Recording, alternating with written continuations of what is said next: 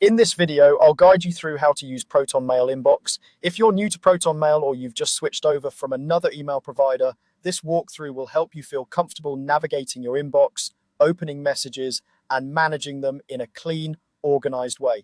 First, open your browser and go to protonmail.com. Once you're there, log into your account if you're not already signed in. After you're logged in, you'll be taken to the main Protonmail interface. On the left-hand side of the screen, you'll see a vertical menu. This is where you'll find all your main folders like Inbox, Drafts, Sent, Archive, Spam, and Trash. Today, I'll show you how to focus specifically on your inbox. In that left-hand menu, click on Inbox. This is the primary view where you'll see all the emails that have been delivered to you and haven't been filtered into other folders. The center of your screen will now show a list of your emails, usually with the most recent ones at the top. Each row in this list is a single email. You'll typically see the sender, the subject line, a short preview of the message, and the date or time it was received.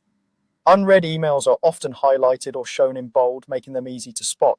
To read an email, simply select it and click on it.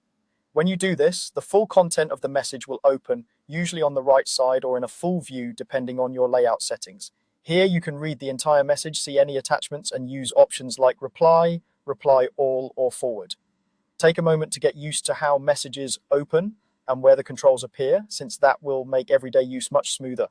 I'm going to walk you through how to select messages from your inbox list so you can manage them efficiently. Look at the left side of each email row. You'll see a small checkbox or selection area. Clicking that box lets you select one email. If you click multiple checkboxes, you can select several emails at once. This is really useful when you want to perform the same action on a group of messages. Once you've selected one or more emails, a toolbar will appear above the list, or some options will become active. From here, you can mark messages as read or unread. Use this when you've glanced at an email but want to remember to come back to it later. You can delete messages to send them to the trash when you no longer need them.